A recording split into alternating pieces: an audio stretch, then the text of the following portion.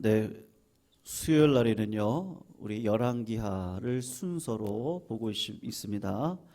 오늘 본문 말씀 열왕기하 8장입니다. 열왕기하 8장 7절에서 15절까지 우리 같이 말씀의 은혜를 나누겠습니다. 열왕기하 8장 7절에서 15절 구약 574쪽에 있습니다. 교독으로 읽고요. 마지막 15절은 함께 읽겠습니다. 7절 제가 읽습니다. 엘리사가 다메섹에 갔을 때에 아람 왕 베나닷이 병들었더니 왕에게 들리기를 이르되 하나님의 사람이 여기 이르렀나이다 하니 왕이 하사엘에게 이르되 너는 손에 예물을 가지고 가서 하나님의 사람을 맞이하고 내가 이 병에서 살아나겠는지 그를 통하여 여호와께 물으라.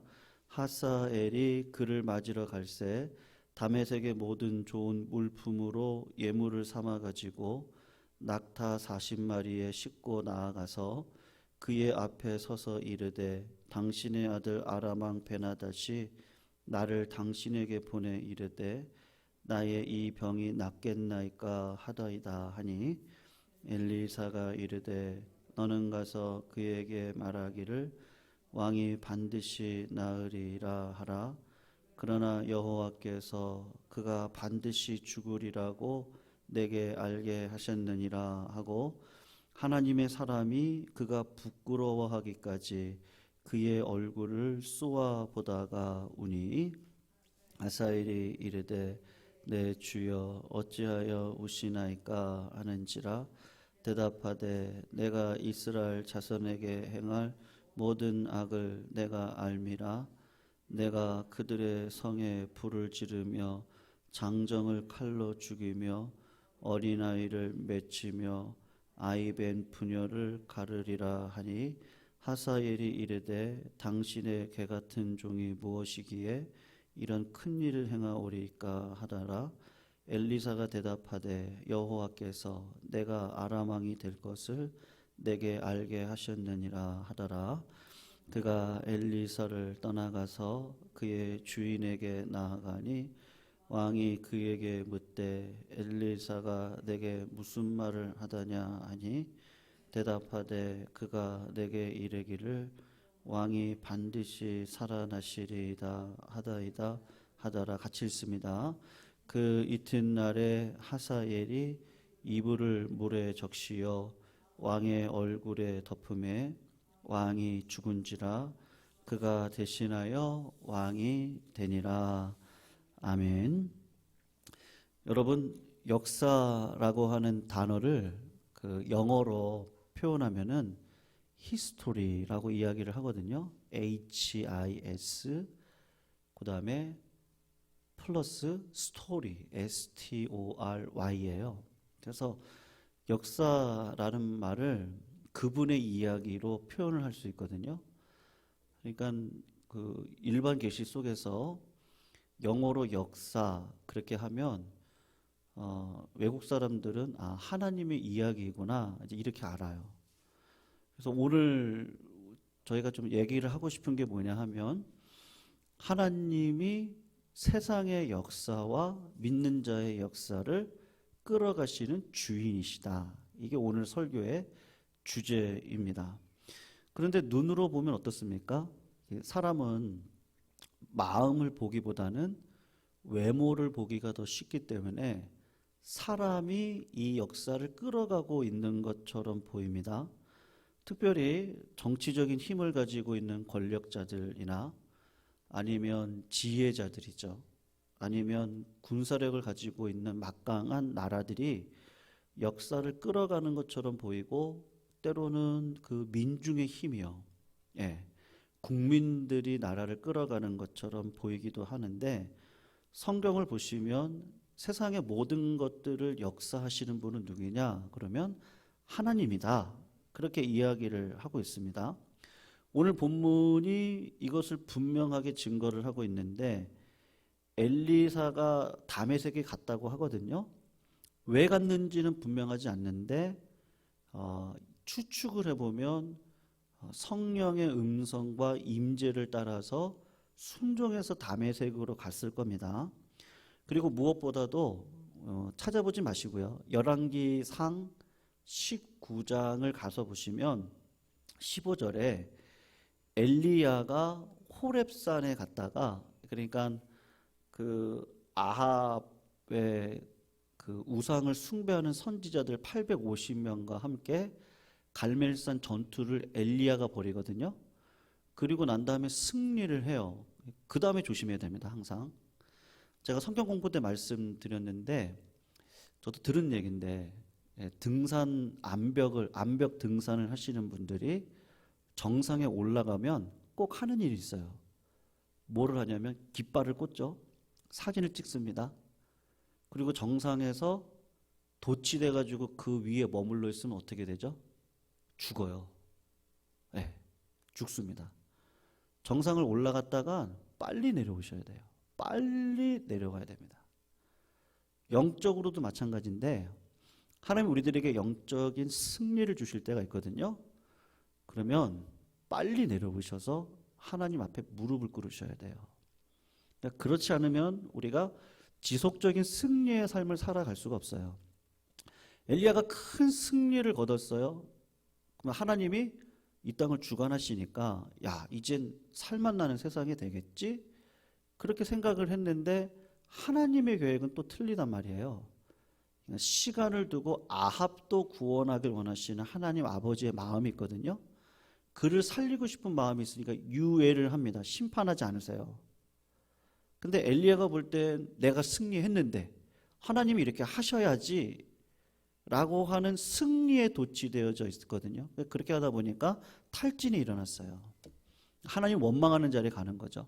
그때 하나님이 어떻게 인도하시냐? 기도의 자리로 가라. 신의 산 호렙산으로 40일 동안 엘리야를 인도해 가셔서 거기서 세 가지 예언을 하는데, 그 중에 한 가지가 뭐냐 하면 아람 왕에 대한 이야기가 있습니다. 아람 왕을 바꿀 거다라는 이야기가 있거든요. 요 아람 왕을 바꾸는 걸 누가 하냐면 엘리야의 제자였던 엘리사가 대행하는데, 오늘 본문에 드러나고 있는 그 일을 하고 있는 거예요. 그래서 엘리사가 왜 아람 왕이 살고 있는 다메섹에 갔을까? 성령의 인도하심을 따라서 그 약속의 말씀이 이루어져야 되거든요. 근데 엘리사를 통해서 이루어지도록 하나님이 스스로 역사를 이루어 가시는 것을 볼 수가 있습니다. 엘리사가 다메섹에 왔을 때 당시 아람을 통치하고 있었던 베나단 왕이 큰 중병에 걸렸어요. 그때 왕에게 누군가가 이야기를 했겠죠. 당신이 중병에 걸렸는데 아람의 나만 장군이 불치병이잖아요. 문둥병에 걸렸다가 엘리야를 만나서 치유함을 받죠. 엘리사를 만나서 치유함을 받잖아요. 그러니까 그 소문이 돌았겠죠. 그 문둥병을 치료했던 자가 왔습니다. 그러니까 베나다 왕이 자기의 신뢰를 하는 그 자기의 신하 하사엘을 불러다가 엘리사에게 가가지고 그에게 어떻게 하면 완전히 치료가 될 수 있는지를 물어봐라. 이제 그렇게 이야기를 합니다. 그게 8절에 나와 있고요. 9절을 한번 보세요. 우리 같이 한번 9절을 한번 읽어볼게요. 9절을 보면 하사엘이라고 하는 다메섹의 왕이었던 베나단의 종입니다. 9절을 한번 읽어봐요. 같이 한번 읽습니다. 시작. 하사엘이 그를 맞으러 갈새 다메섹의 모든 좋은 물품을 예물을 삼아 가지고 낙타 40마리에 싣고 나아가서 그의 앞에 서서 이르되 당신의 아들 아람 왕 베나닷이 나를 당신에게 보내 이르되 나의 이 병이 낫겠나이까 하더이다 하니.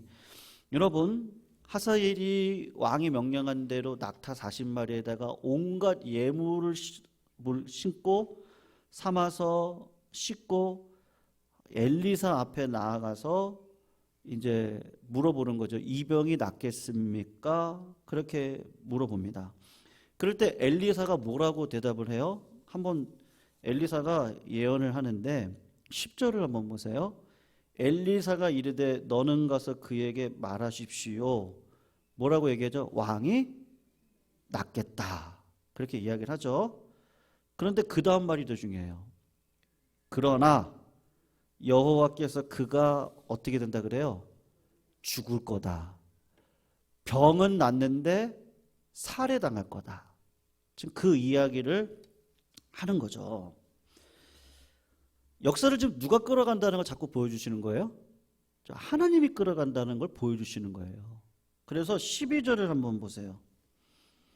12절을 한번 보시면 요걸 읽기 전에 그러고 난 다음에 엘리사가 그 하사엘을요 민망할 정도로 이렇게 뚫어져가 봐요. 그러니까 사람이 자꾸 내 얼굴을 보면 어때요? 말은 안 하고 부담스럽죠. 부담스러워요. 근데 그러다가 갑자기 울어요. 이게 무슨 일이지? 왜 엘리사가 울지? 12절을 한번 보세요. 하사엘이 뭐라고 얘기하죠? 12절 한번 보세요. 하사엘이 이르되 내 주여 어찌하여 우십니까? 하니까 엘리사가 대답하죠. 네가 하사엘 너가 이스라엘 자손에게 행할 모든 악을 내가 안다. 너가 그들의 성에 불을 지르고 장정을 칼로 죽이며 어린아이를 맺히며 아이벤 부녀를 가를 거다. 이렇게 이야기를 하게 됩니다. 예수님이 예루살렘을 보고 우셨던 적이 있어요. 그리고 백성들에게 뭐라고 얘기하죠? 너희들 자녀를 위해서 울어라. 그 이야기를 합니다. 왜 그래요? 우리 예수님은 완전한 하나님이시고 완전한 인간이시니까 앞으로 되어질 일들을 보는 거죠.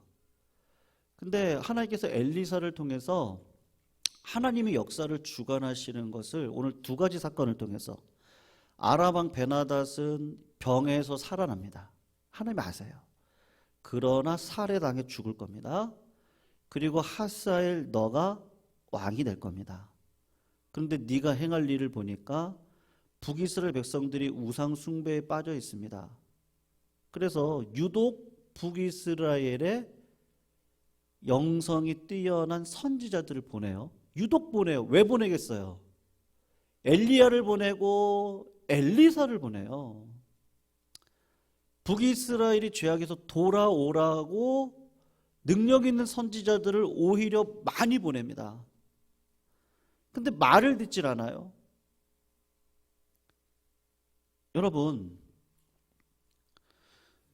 그 신앙의 가장 무서운 게 뭔지 아십니까? 그러니까 하나님을 알지 못하고 신앙에 열심을 내는 건 하나님도 못하세요. 이 말을 오해하시면 안 되는데요. 하나님을 몰라요. 하나님의 뜻은 모르는데 열심히 있어요. 거기에다가 믿음이 들어가요. 그리고 기도까지 열심히 하세요. 그럼 하나님께서 보실 때 이건 약이 없어요. 진짜 강권적인 은혜가 아니면 하나님의 그 풍부한 은혜를 경험하면서 살아가는 게 힘들거든요. 제가 왜 이런 말씀을 드리냐면요. 북이스라엘을 보시라고요. 그분들이 하나님을 안 섬겼습니까? 하나님도 섬기고 우상도 섬겼어요. 기도를 안 했습니까? 기도도 열심히 했어요. 그러면 예배를 안 드렸습니까? 예배도 드렸거든요. 근데 하나님이 원하시는 방식으로 안 하시는 거예요. 하나님은 유일한 하나님이세요. 그 하나님에게만 물으셔야 돼요. 그 하나님이 나에게 주시는 뜻만 순종해서 살아가셔야 돼요. 근데 내가 잘 살기 위해서 하나님도 섬기고 누구도 섬겨요. 바알도 섬겨요. 그리고 믿음은 있대요. 신앙은 있대요. 기도도 열심히 한대요. 하나님이 어떻게 하세요? 너희들이 아버지를 몰라. 그러니까 엘리야를 보내고 엘리사를 보내서 자꾸 하나님이 누구신지를 보여주세요. 약이 없어요. 이 정도 되면 약이 없어요. 차라리 창녀면, 차라리 세일이면 말씀이 들어가면 내가 죄인이지 이렇게 되는데 나 잘하고 있는데요? 자꾸 하나님이 뭐라고 하니까 하나님이 그거 아니고 너 하나님 몰라. 아, 저 아는데요? 여러분, 신앙은 익숙한 게 성숙입니까? 익숙한 건 성숙한 게 아니에요. 오래 믿었다는 게 성숙이 아닙니다. 그것보다도 하루하루를 하나님의 뜻을 묻고 살아가는 자리에 오늘 내 발걸음 하나가 하나님 보시기에 합당하면 그분은 성숙한 자리에 가게 돼 있거든요. 그러니까 북이스라엘에게는요, 약이 없으니까 심판밖에 없는 거예요. 근데 하나님이 보여주시는 거예요.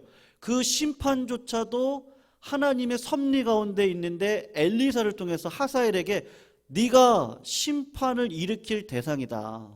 누구에게? 북이스라엘에게요. 그러니까 엘리사가 울어요. 하나님의 마음으로 우는 거죠. 여러분, 자식이 요새 젊은 사람, 우리나라 그 마약의 인구가요 몇백만이래요. 좀 많이 놀랐어요. 근데 그 중에 젊은 청년들이 그렇게 많대요. 그래서 한번 이렇게 TV 제가 이제 좀 찾아봤거든요. 근데 그 부모가 그 마약에 빠져 있는 그 아들을 보면서 막 펑펑 울더라고요. 네. 여러분, 마약은 약도 없어요. 본인이 그 마약을 치료하는 그 어떤 그 연구소가 그 집단이 있더라고요. 그 어떤 연구소가 있는데 거기를 가요. 근데 가서 보면 누가 치료해 주냐? 마약에 중독됐다가 마약의 중독에서 빠져나오신 분들이 그분들을 치료해 주시더라고요. 평소에는 괜찮아요. 근데 이제 이게 그 마약 그 기운이 한번 이렇게 확 오면 이제 마약을 먹고 싶은 마음이 오는 거죠. 이걸 한번 하고 싶은 거예요. 그러면 그때 막 그 난리가 나요. 막 자기 살을 막 이렇게 막 긁고 머리를 그냥 피가 나도록 부딪히고. 근데 옆에서 약이 없어요. 이거 약이 없어요. 약이 없고 옆에서 끊임없는 사랑으로 같이 울어줘요. 같이 울어주고 할 수 있어. 나도 이 과정 거쳤어. 그러니까 조금만 참아. 조금만 참아. 이렇게 얘기를 하더라고요. 엘리사가 딱 그 마음인 거예요, 지금. 딱 그 마음이에요. 큰일 났거든요. 약이 없거든요.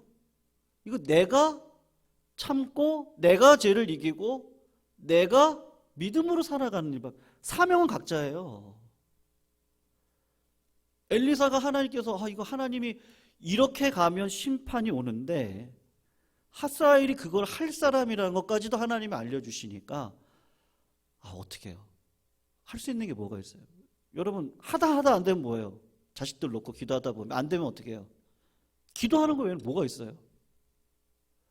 자식을 위해서 우는 것 말고 뭐 할 수 있어요, 우리가? 없어요.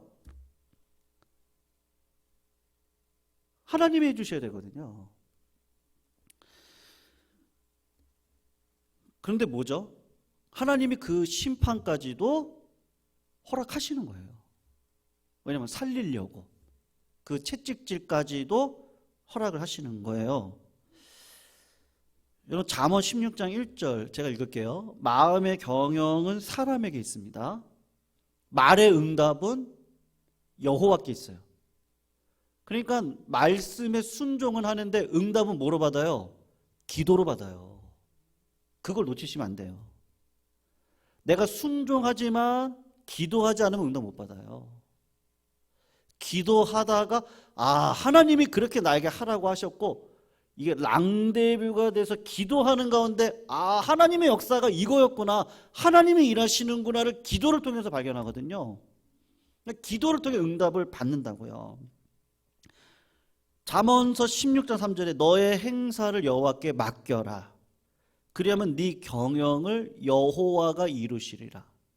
내 마음대로 안 되니까 하나님 앞에 나와서 기도하죠. 맡겨드리죠. 하나님 해주셔야 돼요. 하나님이 만져주셔야 됩니다. 약이 없잖아요. 올 수는 있는데 하나님 해주셔야 돼요. 9절에 사람이 마음으로 자기 길을 계획한다 할지라도 그 길을 인도하시는 분은 여호와시다.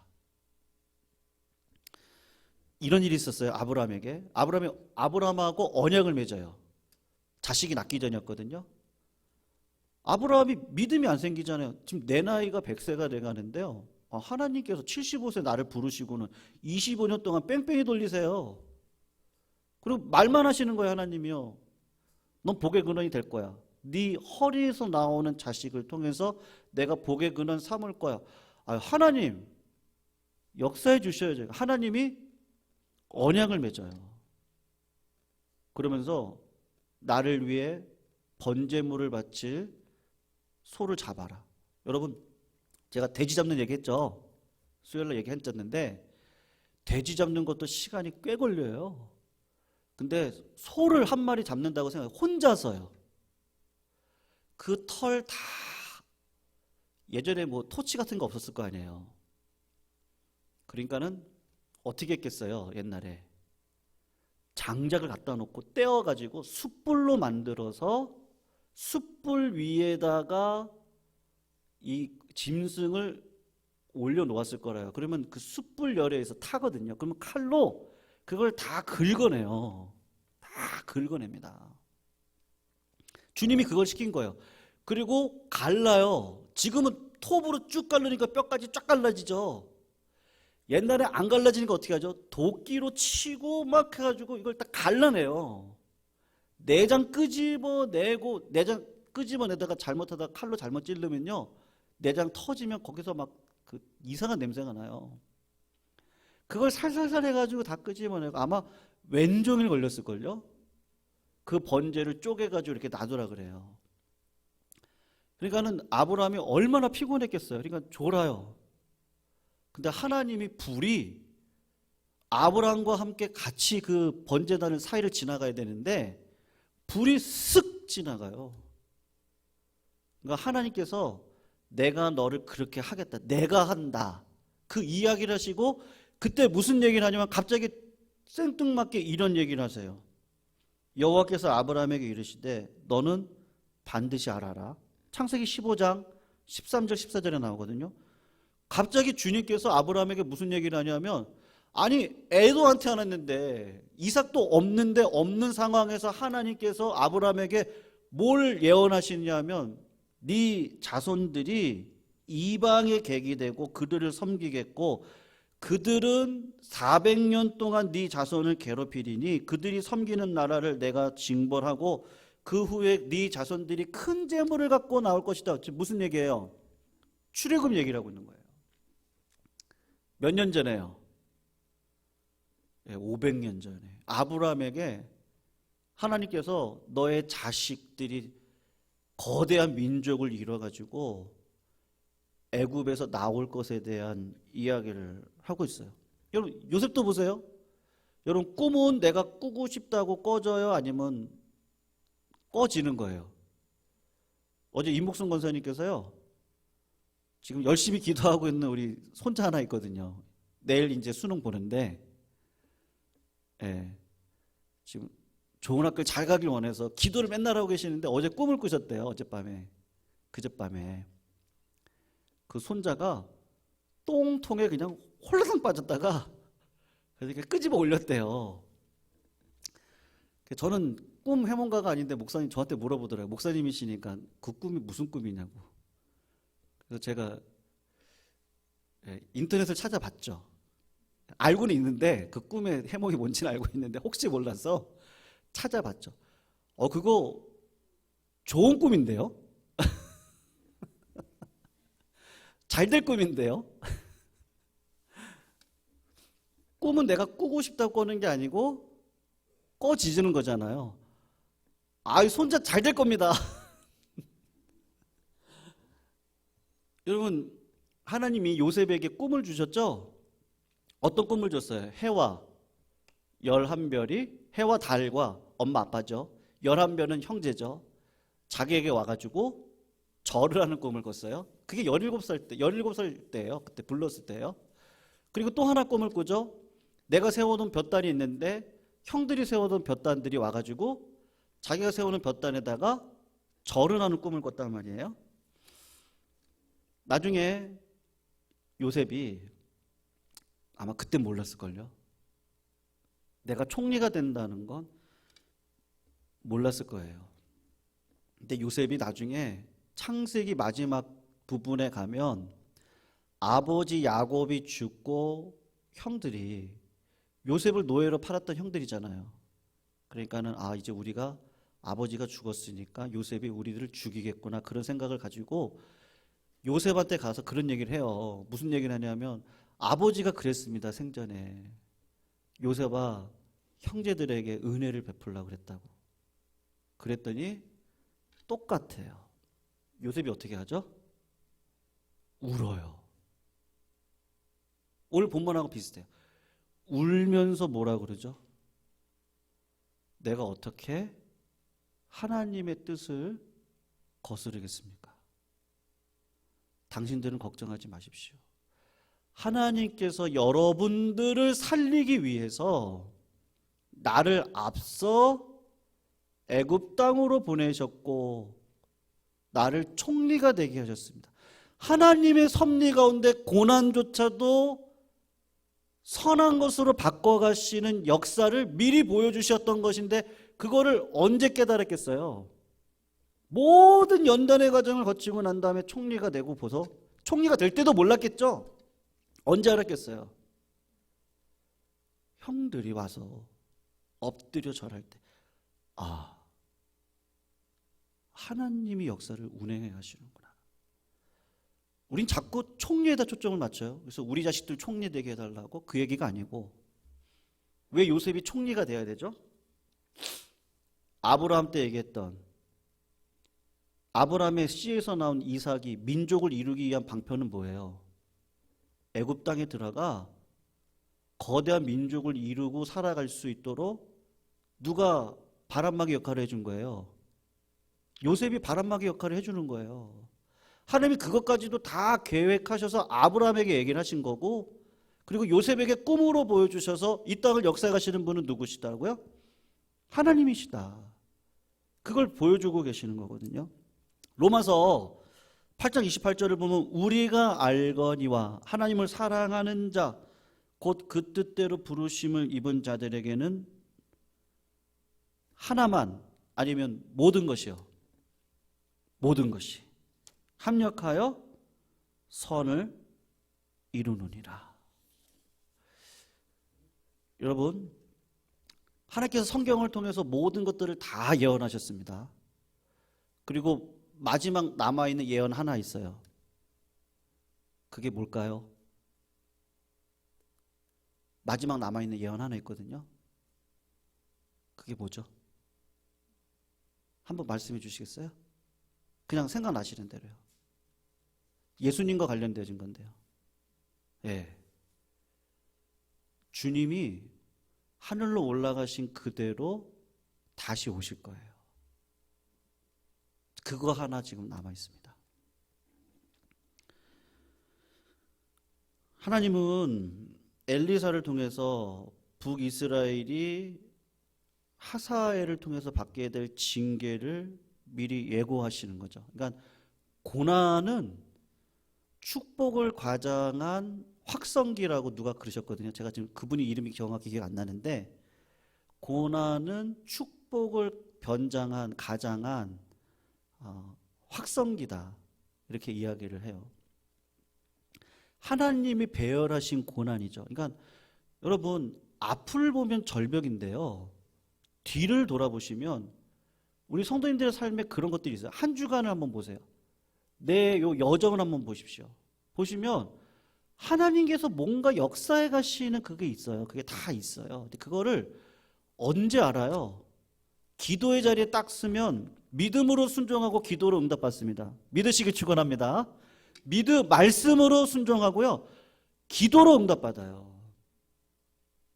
하나님 앞에 기도라는 것 자체가 하나님의 뜻을 묻는 거거든요. 나로는 안 돼요. 근데 하나님이 그렇게 내 방식을 끌어가시는데 자꾸 말씀을 떨어뜨려서 보여주시거든요. 그 말씀 앞에 내가 딱 가다 보면 하나님께서 내 삶을 이런 방식으로 여기까지 오게 하셨는데 오늘 어떻게 이 예배 자리에 오셨어요? 우리가 습관을 따라 오시긴 하지만 하나님께서 마음을 주시는 거거든요. 네. 그리고 와서 들리는 말씀들이 있어요. 여러 개가 아니에요. 제가 보니까 그래요. 하나예요. 대부분 그래요. 하나가 딱 들어와요. 씨앗같이 들어와요. 그리고 하나님이 심으신 거죠, 씨앗을. 그 씨앗에 내 안에 들어왔는데, 여러분 농사가 그렇죠. 자꾸 건들면 농사가 안 되죠. 하나님께서 놔두세요. 그리고 해와 달과 비와 눈을 주시면서 세월을 지나가도록 하시는데, 그냥 놔두시는 게 아니고 섭리 속에 우리를 딱 드세요. 그리고 말씀으로 자꾸 우리를 방향을 보여주세요. 그리고 어떤 자리에 쓰게 하시죠? 딱 기도의 자리에 쓰게 하시죠. 그러면 하나님이 내 삶을 이렇게 인도해 가고 계셨구나. 하나님이 하셨구나. 아까 말씀드렸죠? 영적으로 승리했습니다. 그러면 어떻게 하셔야 된다고요? 그 자리에 머물러 계셔야 된다고 하면 빨리 내려오셔야 된다고요. 빨리 내려오셔서 하나님 앞에 무릎 꿇고 하나님의 영광입니다. 하나님이 하셨습니다. 모든 역사가 다 하나님의 섭리 가운데 성도님들의 삶을 끌어가십니다. 그걸 믿으시기를 주의 이름으로 축원합니다. 이제 남아있는 예언 뭐가 있다고요? 세상은 마지막에 어떻게 될지는 하나님 이미 다 얘기하셨어요. 그리고 그것을 이미 우리가 경험하고 있어요. 근데 그걸 통해서 마지막 소망을 갖는 게 뭐냐? 주님 재림하신다. 재림하시면 여러분 우리가 죽을 때 기쁨으로 죽을 수 있는, 아직 죽음이 우리 앞에 있진 않지만요. 죽음 앞에 두고 저는 가끔 그런 생각하거든요. 이 험난한 세상, 믿음으로 살아가는 게 얼마나 힘듭니까? 때로는 병마 가운데 얘기지 못한 수많은 어려움 속에서, 때로는 어떤 세대는 전쟁을 치르고, 어떤 세대는 기근을 경험하고, 어떤 세대는요 진짜 뭐 말할 수 없는 뭐 그런 일이 있었다며 화성에서요. 지금 그분이 감옥에서 나오신 건지 제가 잘 모르겠는데, 초등학교 2학년 여자아이를 줄넘기 이렇게 묶어가지고 성적으로 이렇게 유린도 하고 죽이고, 근데 그게 수십 년 동안 안 밝혀졌대요. 근데 요번에 이제 마지막 재판이 있나 봐요. 그 아버지가 그 재판의 결과를 못 보고 하루 전날 돌아가셨대요. 연세가 75세시래요. 그런 인생들을 우리가 그분은 그 악을 크게 경험한 거지만, 우리가 이 땅을 살아가면서 얼마나 전쟁이 일어나면 어떻게 할 거예요? 이건 모를 일이거든요. 그거 우리는 그냥 다 받아들이고 살아야 되는데, 그 험악한 세월을 하나님이 나를 품으로 부르신다고 하는 게, 그게 얼마나 큰 영광일까. 가끔 그런 생각합니다. 왜냐하면 믿음 생활이 쉬운 게 아니어서요. 하나님 붙들어 주시지 않으면 안 되는 건데, 하나님이 그런 방식으로 나를 위로하시겠지. 그럴 때 참 부활은 참 위로가 되는 것 같아요. 그리고 주님의 재림만이 진짜 위로겠구나, 그런 생각이 듭니다. 성도님들, 주 안에 있는 나에게 딴 근심 있겠습니까? 세상 근심이 수없이 많죠. 그런데 이 땅을, 내 삶을 하나님이 역사해 가신다, 이게 참 큰 힘이 됩니다. 그러니까 내 안에 배열되어져 있는 고난도 너무 힘들어요, 사실은요. 기도, 어제 어떤 분이 그러셨는데, 하나님 앞에 기도하고 나가서 또 보면 또 내 육신이 이렇게 들어요. 저도 그렇거든요. 때로는 내가 목사가 맞나? 그런 후회감이 들 때도 있어요. 그런데도 그래도 내가 오늘 또 일어서서 말씀대로 살아야지, 소망 갖고 살아야지. 인생의 끝이 아니니까, 하나님이 나를 책임져 주셔야 되니까. 그래서 그랬나요? 주님이 애통하는 자가 복이 있나니 저가 위로를 받을 것이다. 오늘 엘리사도 울고, 예수님도 울고, 요셉도 저 형들을 보면서 하나님의 섭리를 저렇게 모르나 울면서 형들 걱정하시지 마시라고. 아유, 하나님 섭리 가운데 내 고난 때문에 내가 여기까지 왔는데 내가 왜 형들을 죽이겠어요? 오히려 소망의 복음을 선포하는 요셉, 딱 그 주님의 모습이죠. 네. 우리 성도님들이 그러한 자리에 서시기를 축원합니다. 네, 우리가 있는 자리에서요, 네, 피스메이커가 되어야 될 것 같습니다. 육신의 연약함 속에서도 다시 육신을 쳐 성령에 복종하는 자리에 세워가는 그 일, 오늘도 놓치지 말고 오늘도 그 믿음으로 살아가시기를 축원합니다. 예, 우리 말씀 붙들고 찬양할까요?